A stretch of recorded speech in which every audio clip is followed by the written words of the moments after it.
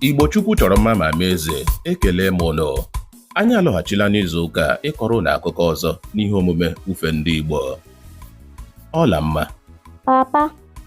Achọrọ m ka gị na ụmụaka ndị ọzọ gezie ntị nke ọma iji wee mụta ọtụtụ ihe n'uru. Ọ dị mma, papa.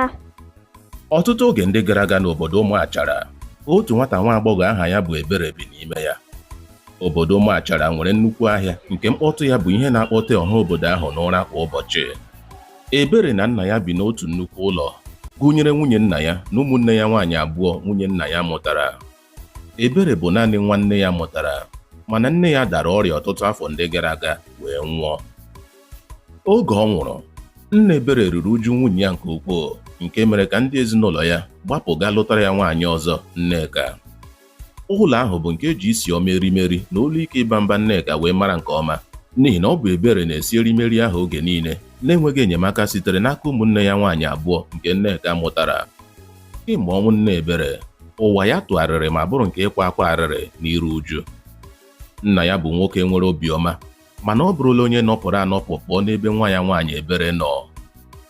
O tinyere obi ya na uchu ya niile n'ebe ọrụ ya dị n'ihi iru uju ọnwụ nwunye mbụ ya. Naanị ihe na-akasi Ebere obi bụ akụkọ ifo ndị nne ya kọrọ ya n'okpuru otu osisi ọjị.